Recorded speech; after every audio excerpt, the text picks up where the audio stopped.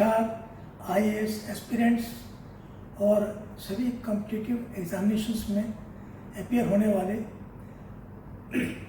YouTube viewers, podcast listeners, आप सबको आज मैं जो टॉपिक बोल रहा हूँ वो है anti defection law and roles of speakers. तो ये यूपीएससी के जो सीएसई एग्ज़ाम है उसका जीएस 2 पेपर है पॉलिटी वाला। वैसे ये टॉपिक आज का सब लोगों के लिए बड़ा इम्पोर्टेंट है। क्योंकि ये बहुत ही न्यूज़ में रहा है। एंटी डिफेक्शन लॉ, पार्टी को चेंज करके फ्लोर चेंज करते हैं एक पार्टी से दूसरे पार्टी में, पॉलिटिक्स के उसमें देखते हैं हम कि एमएलए एमपी सब चेंज करते रहते हैं। तो इस टॉक को मैंने स्ट्रक्चर किया है कि why this is in news, then background of defections right from our independence, then earlier efforts made, anti-defection law क्या है, meaning of whip क्या है कि जिससे डायरेक्टिव देते हैं, रोल ऑफ स्पीकर्स क्या है, फिर सुप्रीम कोर्ट के क्या डिसीजंस हैं और उनके क्या कॉन्सिक्वेंसेस हैं उसके बारे में। जैसे कई उसमें क्लैरिटी नहीं थी जो लॉ बनाया था, तो उसमें था जुडिशियल रिव्यू है कि नहीं है, रेजिग्नेशन कैसे होना चाहिए, टाइम लिमिट है ऑर्डर पास करने की स्पीकर के पास कि नहीं है, फिर उनके क्या रिकमेंडेशंस हैं सुप्रीम कोर्ट की पार्लियामेंट के लिए, फिर कुछ ऐसी चीज़ें आर्ग्यूमेंट क्या एंटी डिफेक्शन लॉ के बनाना ठीक भी है, क्या डेमोक्रेसी का मर्डर नहीं है, क्या मजलिंग ऑफ डिबेट और वॉइस नहीं है, ये सब चीज़ें। देन वे फॉरवर्ड तो why this is a news कि इसमें हमने देखा कि मणिपुर, कर्नाटक, गोवा, तेलंगाना, तमिलनाडु, उत्तराखंड और recently in Madhya Pradesh and Rajasthan बहुत न्यूज़ में था। सरकारें बनी, मेजॉरिटी पार्टी या लार्जेस्ट पार्टी को इनवाइट करके अपने बजाय दूसरी पार्टी को इनवाइट किया गया, फ्लोर क्रॉसिंग किया एमएलए ने एमपी ने। तो इसके बैकग्राउंड में हुआ क्या कि 1951 में जब पहली बार इलेक्शन हुए तो लगभग बहुत आइडियोलॉजी थी, देशभक्त लोग अपनी अपनी पार्टी से अफिलिएटेड थे, तो ये कम घटनाएं हैं। 1966 तक लगभग ठीक चलता रहा, लेकिन 1967 में इंदिरा गांधी जी के पीरियड में 7 जगह जो सरकारें थी वो कांग्रेस के पोजीशन वाली आ गई और सब शुरुआत हुई इसकी हरियाणा से। गयाराम आयाराम पॉलिटिक्स वहाँ से शुरू हुई और उसमें ये हुआ कि गयालाल नाम के एक एमएलए ने हरियाणा असेंबली में जो इंडिपेंडेंट चुने गए थे, एक ही दिन में 3 बार पार्टी चेंज की, कांग्रेस में, फिर फ्रंट में, फिर वापस कांग्रेस में, और अल्टीमेटली राव वीरेंद्र सिंह ने कहा कि जो ये गयाराम है अब ये आयाराम हो गए हैं। और इस तरह से फिर आपने देखा होगा कि ये एक बार और भजन लाल जी के पीरियड में ये हुआ था कि 40 के 40 एमएलए के साथ उन्होंने एक अपनी पार्टी से चेंज करके मर्ज कर लिया कांग्रेस पार्टी में। तो ये घटना इतनी चली कि by the time of 1971 140 member parliament और 1900 एमएलए ने फ्लोर क्रॉसिंग किया, हालत ये बढ़ गई थी। तो इस तरह से इस पर यह हुआ कि भाई ये क्यों हो रहा है, क्योंकि इसमें रिश्वत का मामले थे, लालच था, अच्छे पोस्टों पर जाना, मिनिस्टर बनना, पर्स, रिम्यूनरेटिव पोस्ट को, ये लालच थे जो सरकार बदलने में, फ्लोर चेंज करने में जो पार्टी के मेंबर्स थे करते थे। देखिए क्या होता है कि पॉलिटिकल पार्टी की अपनी आइडियोलॉजी होती है, उस आइडियोलॉजी से अगर आप टिकट लेके आए हैं और आप बाद में उसमें चेंज कर लें तो ये जाती है।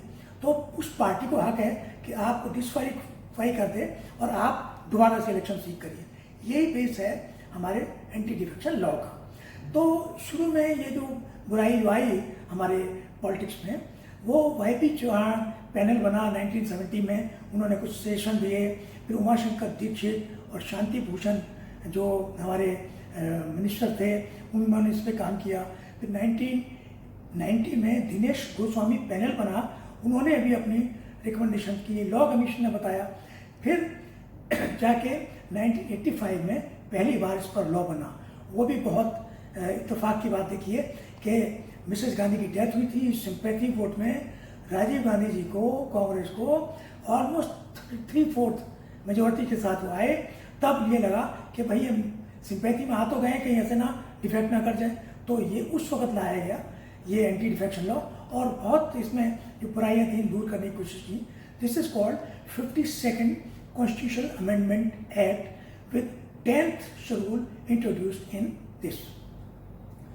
तो उसमें क्या हुआ कि एक ऑफिस ऑफ प्रॉफिट और डिस्क्वालिफिकेशन पे हमारे कॉन्स्टिट्यूशन में ऑलरेडी लॉ था 102.2 और 191.2, और उस लॉ में अमेंडमेंट करके 10th शेड्यूल में लाया गया और इसको जुडिशियल रिव्यू से बाहर किया गया। वो क्यों किया गया बताता हूँ अभी मैं आपको।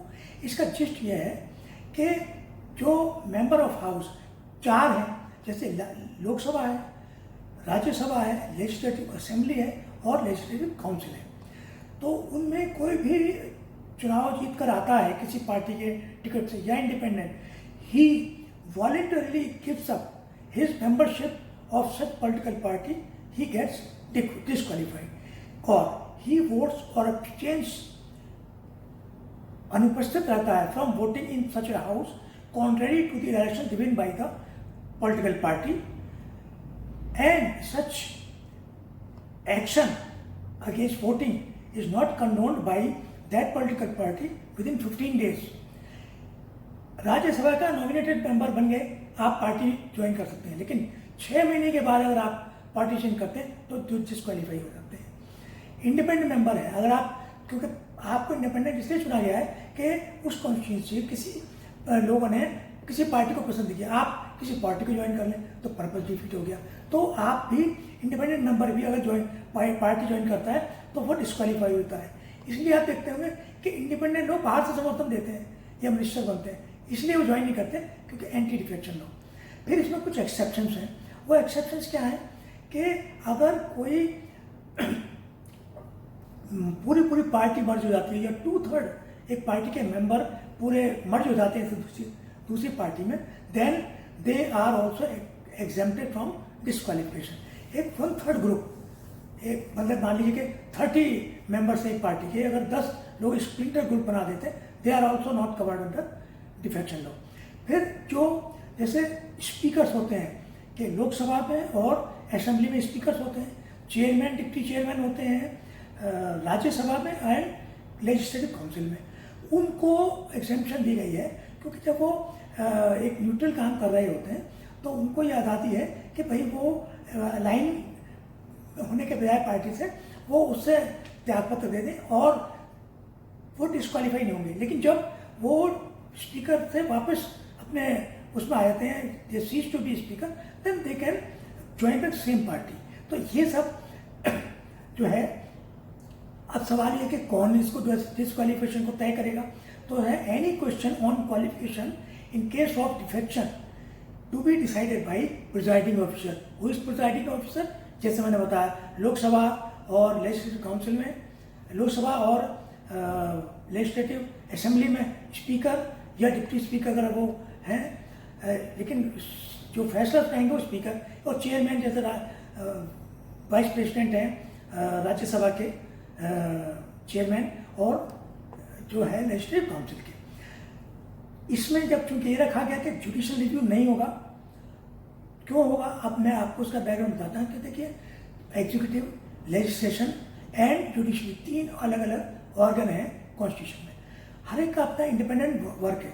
हालांकि जुडिशियल जो अथॉरिटीज हैं वो संज्ञान ले सकती हैं, लेकिन अपना अपना काम का वो है। लेजिस्लेशन में जब हाउस का मैटर है तो कोर्ट्स कैन नॉट इंटरफियर, इसलिए उस स्पीकर को काम दिया गया। तो बाद में ये क्वेश्चन उठा, क्यों स्पीकर को करें, क्यों ना प्रेसिडेंट को कर दें, गवर्नर को दे दें या एक आर्बिट्रेटर अपॉइंट कर दें। इसलिए नहीं, क्योंकि ये हाउस का मामला है। फिर यह है कि इसमें एक अमेंडमेंट हुआ 2003 में अटल बिहारी वाजपेयी जी की सरकार में, 91st अमेंडमेंट कहलाता है ये। इसमें वो जो 1/3 वाला क्लॉज के 1/3 जाके वो भी अलग से ग्रुप बना सकते हैं, वो एग्जाम्पशन खत्म हो गई। मर्जर 2/3 वाला था वो रहा, लेकिन ये 2/3 मर्जर में भी उसमें वो रेस्ट्रिक्शन हो गई कि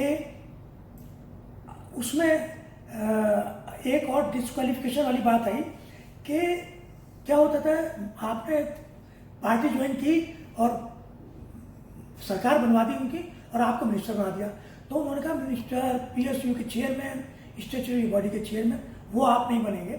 तो रिम्यूनरेटिव जो पोस्ट होती हैं, पॉलिटिकल पोस्ट, उनको बैन कर दिया कि आप अगर डिस्क्वालीफाई हो गए हैं तो आप उनको पोस्ट को हाउस में नहीं ले सकते। तो एक उनका डिस्करेजमेंट था। तो ये ऑफिस ऑफ प्रॉफिट के नियम को जो 102 और 191 चेंज किया गया। अब सवाल यह है, तो इसमें भी कुछ कमी रह गई थी। तो अटल बिहारी वाजपेयी साहब की गवर्नमेंट में 2003 में 91st अमेंडमेंट फिर लाया गया और उसमें कुछ लूपहोल थे कि रिजाइन करने के बाद दूसरी पार्टी ज्वाइन कर लेते थे, मिनिस्टर बन जाते थे, कुछ पदों पर रिम्यूनरेटेड पोस्ट लेते थे, तो उस पर बैन कर दिया। इसके अलावा जो 1/3 स्प्लिंटर ग्रुप था उस पर बैन कर दिया। ये दो बहुत बड़े बड़े फैसले लिए गए। फिर अब यहाँ पर हम दूसरा अध्याय शुरू करें कि विप क्या होती है। विप 3 तरीके की होती है कि एक लाइन की विप है कि नॉट बाइंडिंग, आपको वहाँ उपस्थित रहना है, डिबेट सुननी है।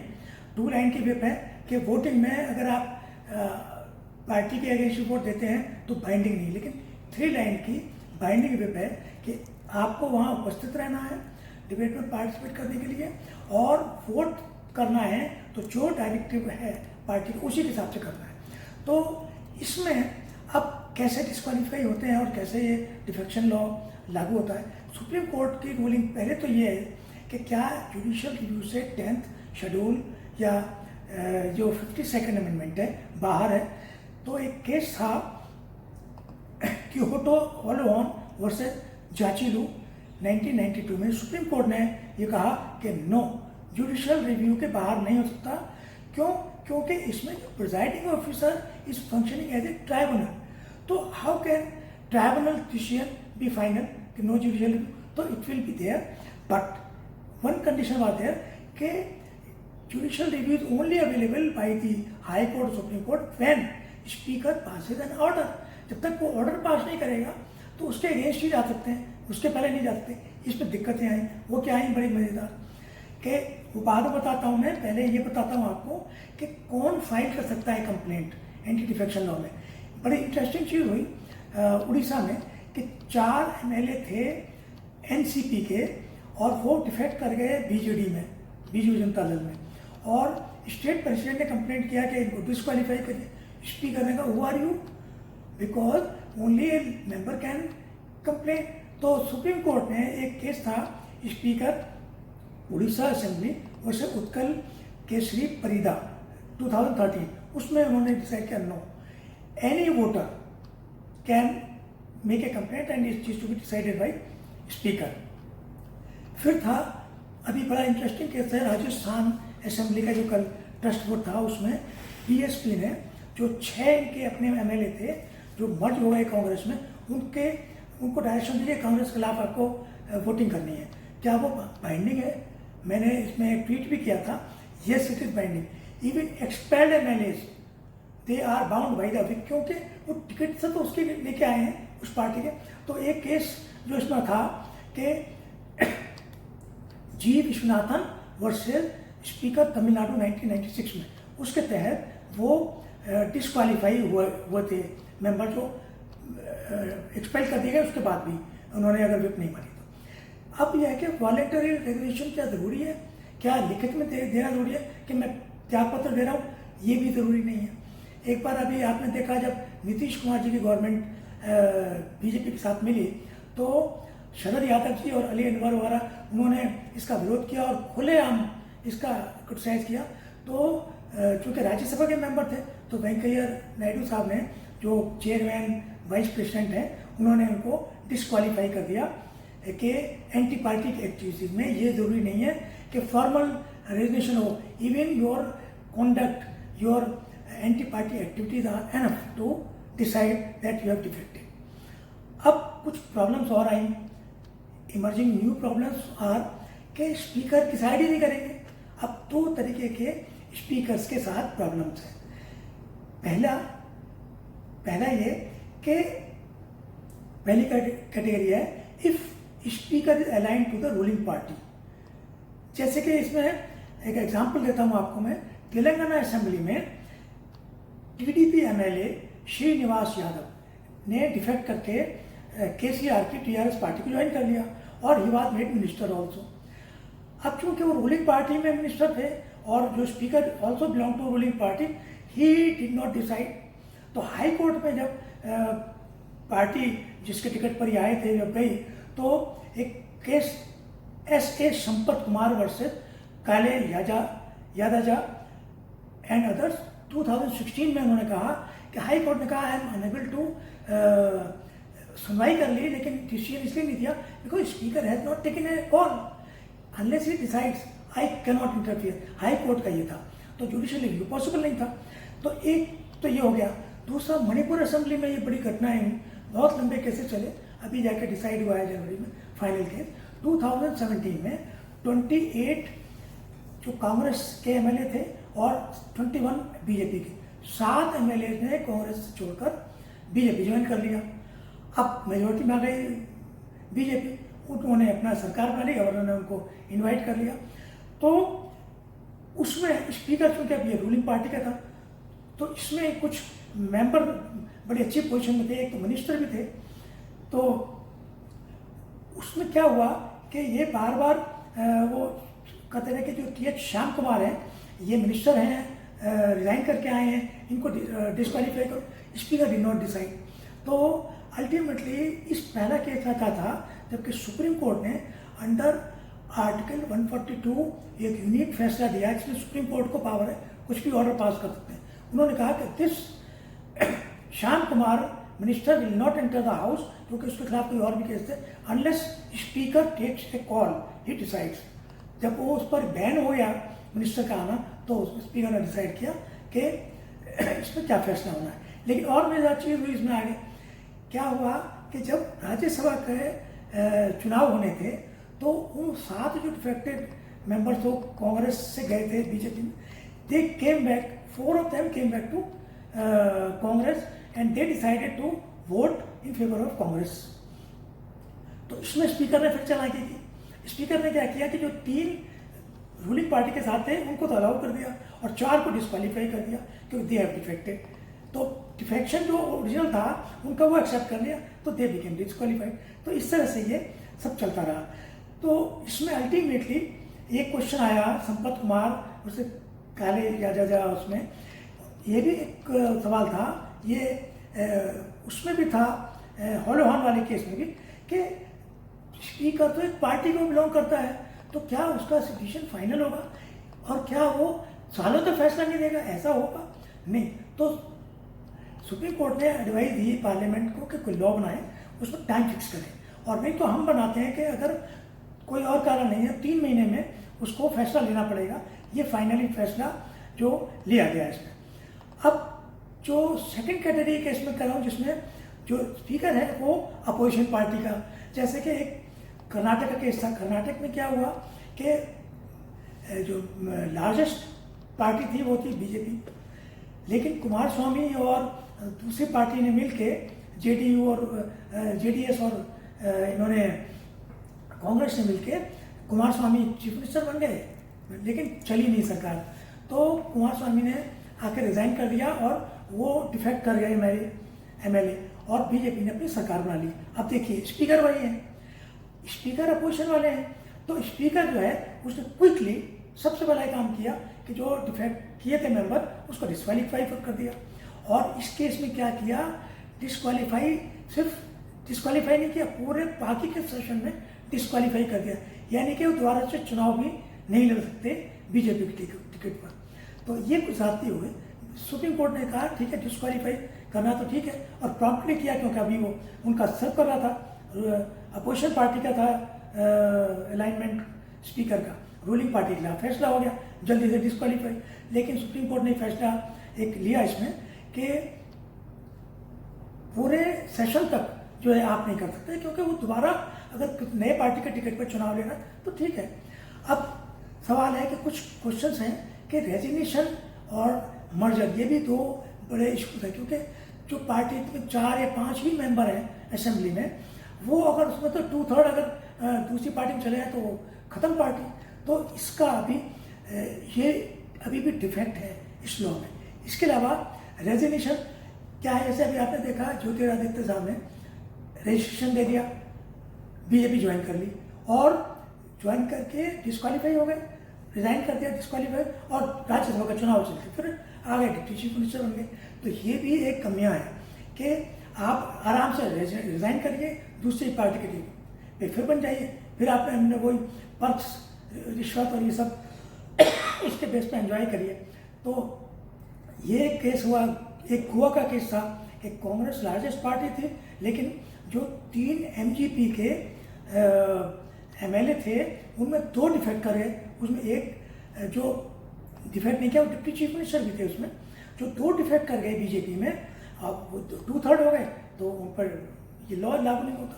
तो ये ऐसे कुछ कमियां डिफेक्शन लॉ में रह गई। अब सवाल है कि ये तो सुप्रीम कोर्ट के लॉज हो गए, लेकिन कुछ कमियां हैं क्या एंटी डिफेक्शन लॉ में? इस पर अगर हम डिस्कस करना चाहेंगे तो there are some arguments against anti defection law also, because you are muzzling the genuine dissenting voice of the MLA in the house. He can't participate in debate. He can't have his own views. He has promised to his constituency members कि कश्मीर के बारे में कुछ फैसला करेंगे, article ये हटाएंगे। आप पार्टी कहती है नहीं भैया हम आर्टिकल के विरोध में, तो ये भी एंटी डेमोक्रेटिक हो जाता है। फिर इसमें जो ये डिस्कनेक्ट कर देता है आपको आपकी कॉन्स्टिट्यूंसी से, क्योंकि आप तो पार्टी की बात मानेंगे, तो क्या वो सही है? कई डेवलप्ड कंट्रीज में इसको जो है वो नहीं माना जाता, ऐसा विप का कोई प्रोविज़न ही नहीं है। अब वे फॉरवर्ड क्या है कि सुप्रीम कोर्ट की बेंच ने अभी जनवरी 2020 में Meghchandra versus speaker Manipur assembly में ये कहा था कि रिकमेंडेशन दी थी कि एक अमेंडमेंट आना चाहिए कि इसमें टाइम फिक्स होना चाहिए, स्पीकर कब तक ये फैसला करेगा, और नहीं है तो हम बताते हैं कि 3 महीने में करेंगे। दूसरा ये भी सजेशन का है मैकेनिज्म चेंज हो कि permanent tribunal should be made and it should be headed by retired supreme court जज और former chief justice of high court. तो ये सबसे अब वे फॉरवर्ड पे मैं लास्ट में आता हूँ। तो उसमें क्या है कि रेजिग्नेशन इज। तो डियर एस्पिरेंट्स, अब ये सब डिस्कशन हो गया। अब इंटरव्यू में, आईएएस का इंटरव्यू है या कोई कॉम्पिटिटिव एग्जामिनेशन में कुछ पूछा जाए आपसे, तो सवाल क्या हो सकते हैं? क्या ये ठीक है? क्या वे फॉरवर्ड होना चाहिए? क्या रेजिग्नेशन देना इज ओके? और रेजिग्नेशन अगले दिन चुनाव लड़िए और फिर वापस आ जाइए, फिर आप can you are enjoying person और आप फिर मिनिस्टर बन जाइए, तो आप जो रेम्यूनरेटेड पोस्ट हैं उसके फायदे उठा रहे हैं, तो क्या ठीक है? तो इसमें भी कुछ कमियां हैं, और खासतौर से छोटी पार्टी में 4, 5, 6 मेंबर है, 2/3 अगर आप मर्ज कर लेते हैं डिफेक्शन लॉ ही नहीं लागू होता। यानी 3 मेंबर जैसे गोवा में थे, 3 मेंबर थे और उसमें 2 डिफेक्ट कर गए, नो डिफेक्शन लॉ अलाउज। तो अब इसमें वेंकट चलैया ने 2002 में, जस्टिस वेंकट चलैया ने कॉन्स्टिट्यूशन रिव्यू कमीशन की रिपोर्ट में कहा था कि president in case of Lok Sabha, Rajya Sabha, and governor in case of assembly, चाहे वो legislative assembly हो चाहे legislative council हो, they should give binding advice, and this binding advice should be taken from election commission। जैसे कि office of profit में होता है कि बाइंडिंग एडवाइस आती है इलेक्शन कमीशन को माननी पड़ती है आपको, और उस पर फिर वो डिस्क्वालीफाई करते हैं ऑफिस ऑफ प्रॉफिट में। जैसे आप वाली पार्टी के उसमें हुआ, इलेक्शन कमीशन ने कहा कि नहीं ये डिस्क्वालीफाइड है, तो वो फाइनल है डिसीजन। इसी तरह ये हाउस के डिफेक्शन वाला मामला भी प्रेसिडेंट के गवर्नर डिसाइड करें। दूसरा है, दिनेश गोस्वामी कमेटी ने एक कहा था कि लिमिट होनी चाहिए, यानी हर बात में आप विप इशू कर दीजिए। जैसे राजस्थान में क्या हुआ कि आपकी कांग्रेस मीटिंग बुलाई अपने होटल में, और उसमें कह रहे हैं आप कि भाई वो विप नहीं मान रहे हैं, आए नहीं, इनको डिस्क्वालीफाई करो। अरे फिर तो कुछ लोग असेंबली में अगर आप नहीं आते हैं, वोट नहीं करते, तो ऐसे भी विप का मिसयूज नहीं होना चाहिए। तो ये सारी चीज़ें हैं, इन पर ध्यान देने की जरूरत है। रेजिग्नेशन, टाइम और कितना विप यूज होना चाहिए, ये सब चीज़ें इन पर ध्यान देने की वाली बात है। ये आपके कई क्वेश्चन इसमें तैयार होते हैं प्रिलिमिनरी में, एक इंटरव्यू में और आपके जो है पॉलिटी के GS2 पेपर में। Thank you very much. This is also useful for general public. नमस्कार।